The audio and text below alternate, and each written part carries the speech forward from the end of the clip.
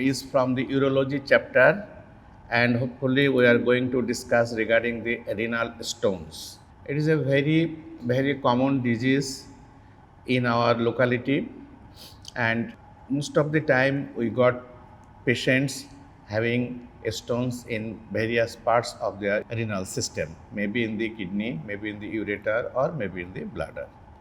Okay, there is a prefixed question that I have sent to you, that a patient got admitted with fixed pain in the left renal angle.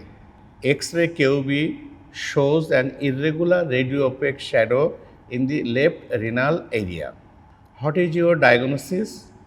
What are the traditional and modern ways of treatment of such cases? তাহলে কোশ্চেনটা হচ্ছে যে one patient goat admitted with a fixed pain in the left renal angle and you have done an X-ray QB and the report shows an irregular radio-opaque shadow in the left renal angle. তাহলে question হচ্ছে যে একটা তার left renal এরিয়াতে একটা fixed pain আছে এবং তুমি তাকে এক্সরে করে পেয়েছো যে তার একটা ইররেগুলার শেপড স্টোন আছে। তাহলে what would be your diagnosis? Obviously your diagnosis should be it is a case of renal stone, probably যেহেতু irregular radio-opaque shadow, probably it is an stack horn pattern of stone. Before going to discuss the treatment, I want to say something regarding the renal stone. যদি এগুলো তোমাদেরকে একটু জানা থাকে, এগুলো সবই all these things have been talked in your regular lecture class, but something I am now discussing for the benefit of your exam. And always think that in the Viva board you may not be fixed with a single point of question. Question may be single, but branching obviously initiated, and from here to there to here, and various places you may have to run. So you may not be sure that যে তুমি কোন জায়গা থেকে কোথায় যেয়ে তোমাকে থামতে হবে এটা তোমার নির্দিষ্ট নাই, বাট শুরুটা হয়তো বা নির্দিষ্ট আছে। সো তোমাকে অন্তত এই চ্যাপ্টার সম্পর্কে একটু ধারণাটা মনে করে নিলে খুব ভালো হবে। ফার্স্ট কোশ্চেন ছিল যে a patient goat admitted with fixed pain in the left renal angle, এটা ছিল ফার্স্ট কোশ্চেন। তো I am going to discuss the answers questions. First of all, we should have to know what is kidney stone. আমরা commonly বলি যে kidney stone, হ্যাঁ এটাকে আমরা মধ্যে মাঝে এমনও বলি ইট ইজ এ রিনাল লিথিয়েসিস অথবা রিনাল ক্যালকুলাই অথবা নেপ্রোলিথিয়েসিস, বিভিন্ন নামে এটাকে আমরা ডাকি।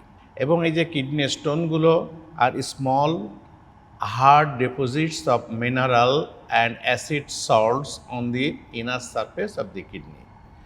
Normally যে ইউরিন প্রডিউস হয় এর ভিতরে কিছু মিনারেলস থাকে সলিউটস হিসাবে, তো সেটার যদি কখনো প্রপোর্শনের অ্যাবনর্মালিটি হয়ে যায় তাহলে ওরা ক্রিস্টাল হিসাবে ডেপোজিটেড হয় এবং once upon a time they become hard deposits, এবং এইগুলো অ্যাসিড সল্টস থাকে এবং মিনারেল থাকে এর ভিতরে, এইগুলোই আলটিমেটলি ফর্ম করে renal স্টোনে।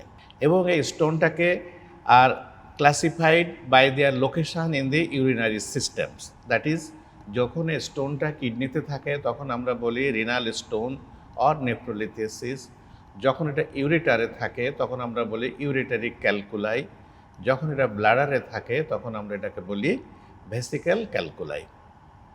The same thing have got three different names for their position. আমাদের যে স্টোনটা, most of all of the stones are produced in the kidney, and majority of the stones they become passed through the urine via ureter, bladder and urethra, ঠিক আছে?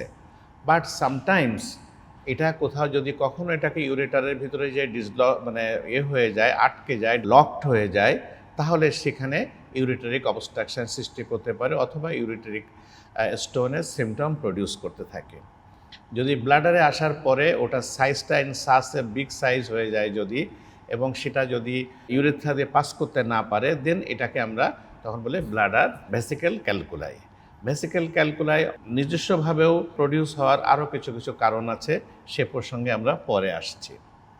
এবং আমরা জানি যে সমস্ত স্টোনগুলো less than 6 মিলিমিটারের কম সাইজ, ইউজুয়ালি 5 মিলিমিটার সাইজ যেগুলো থাকে, সেগুলো কমনলি এগুলো ইউরিন দিয়ে পাস করে চলে যায়। কিন্তু যদি এর চেয়ে বড় সাইজ থাকে তাহলে সেগুলো ডিপোজিট হয়। এখন কেন এই স্টোনগুলো তৈরি হয়? নিশ্চয়ই তোমাদের মনে আছে যে কেন এই স্টোনগুলো তৈরি হয়। ফার্স্ট থিং হচ্ছে যে যদি হাই কনসেন্ট্রেট হয়ে যায় ইউরিনটি, এবং if there is stasis of urine, normally urine যদি যে কনসেন্ট্রেশন থাকে তার থেকে যদি হাই কনসেন্ট্রেশন হয়ে যায়, that is if urine become concentrated or if there is stasis of urine, then there may be chance of development of stone. Another cause আমরা জানি, if there is imbalance of pH in the urine. আমরা জানি normally urine is acidic, বেশি acidic হয়ে যেয়ে থাকে তাহলেও stone formation হতে থাকে, অথবা যদি অ্যালকালাইন হয়ে যায় তাহলেও সেখানে স্টোন ফর্মেশনের চান্স থাকতে পারে।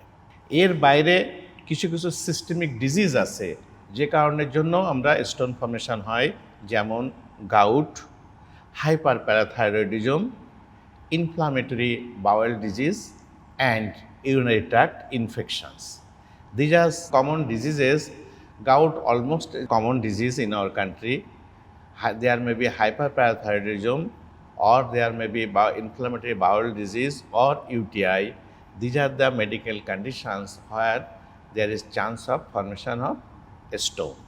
আর কিছু কিছু মেডিকেশান যদি আমরা খেতে থাকি, পেশেন্ট যদি কিছু due to some other medical problems, if the patient is taking medicines like Lasix, Topamax, টোপাম্যাক্সটা হচ্ছে অ্যান্টি এপিলেপটিক ড্রাগ, আর ল্যাসিক্স তো হলো একটা ডায়োটিক্স। এগুলো যদি কোনো পেশেন্ট লং টাইম খেতে থাকে, he may have got the chance to develop stone. তাহলে স্টোন ফর্মেশন হওয়ার কারণগুলো আমরা বলছি যে যদি ইউরিনটা হাই কনসেন্ট্রেটেড হয়ে যায়, অথবা কোনো কারণে যদি ইউরিনটা স্ট্যাসিস হয়, অথবা যদি there is imbalance in the pH হয়, তাহলে আমাদের স্টোন ফর্মেশনটা হতে পারে। আর কি কিছু ডিজিজ কন্ডিশান যেমন gout, hyperparathyroidism, inflammatory bowel disease এবং ইউটিআই যদি থাকে, সেক্ষেত্রগুলোতে স্টোন ফর্মেশন হতে পারে। আর কিছু medication responsible, that is Lasix, a one kind of diuretics, and Topamax, এটা হচ্ছে অ্যান্টি এপিলেপটিক ড্রাগস। কয় ধরনের স্টোন আমরা পেতে পারি? কমনলি কোশ্চেন জিজ্ঞাসা করা হতে পারে যে কিডনিতে আমরা কয় ধরনের stone pi. Common answer should be the calcium oxalate stone, which is the most common. এর বাইরেও আর কী কী হতে পারে?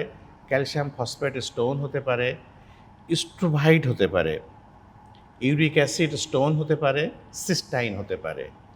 এখানে একটা কোশ্চেন হচ্ছে, একটা আনকমন টার্ম তোমাদের কাছে এসছে, এটা স্ট্রোভাইট। স্ট্যাগ হর্ন প্যাটার্নে যে স্টোনটা হয়, এটা একটা স্ট্রোভাইট।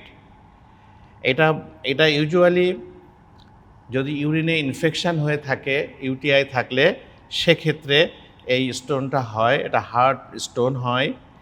এবং এই যে ইউরিনারি ট্র্যাক্ট ইনফেকশানটা কী করে, যে কিছু কিছু অর্গানিজম দিয়ে হয়, সেই অর্গানিজমগুলো urease producing bacteria which splits urea to ammonia and increases the pH of the urine to neutral or alkaline. তাহলে কি হচ্ছে যে কিছু ইউরিনারি ট্র্যাক্ট ইনফেকশন যদি থাকে, কিছু ব্যাকটেরিয়া করে কি, যে এই ব্যাকটেরিয়াগুলোকে বলা হয় ইউরেস প্রডিউসিং ব্যাকটেরিয়া। এটাকে it splits the urea to ammonia and increases the pH of the urine to alkaline or neutral. Acid থেকে পিএইচটাকে বেড়ে এটা নিউট্রাল হচ্ছে অথবা অ্যালকালাইন দিকে চলে যাচ্ছে। এই ধরনের ক্ষেত্রে যে স্টোনটা তৈরি হয় তাকে আমরা বলি স্ট্রোভাইট। এবং ইউজুয়ালি যে স্টকহর্ন প্যাটার্নে যে স্টোন থাকে সেটা স্ট্রোভাইট। আমাদের পেশেন্টের ক্ষেত্রে যে স্টোনটা আছে, এরা আমরা ধারণা করছি it is a struvite, that is staghorn প্যাটার্নের স্টোন। এখন আমরা যে কোশ্চেন করি যে what are the organisms responsible for producing this type of stones. Commonly যে সমস্ত অর্গানিজমগুলো ইউটিআইতে আমরা পাই, এগুলোর ভিতরে আছে Proteus, Pseudomonas, Klebsiella, Staphylococcus and mycoplasma. এই কয়টা অর্গানিজম যদি ইউরিনারি ট্র্যাক্টে ইনফেকশন সৃষ্টি করে তাহলে সেক্ষেত্রে আমরা স্টোন পেতে পারি, স্টোন ফর্মেশন করতে পারে। বাট এখানে একটা জিনিস মনে রাখতে হবে যে ইউটাইয়ের জন্য একটা কমন অর্গানিজম রেসপন্সিবল, সেটা হচ্ছে E coli. But here is the exception that E coli never produces stone. এটা কিন্তু মনে রাখবা, E coli is a common organism to produce UTI but it never produces stone. তাহলে what are the types of stone আমরা জানলাম। Calcium oxalate stone the most common, calcium phosphate, struvite, uric acid and cystine stone. So again, thank you to all.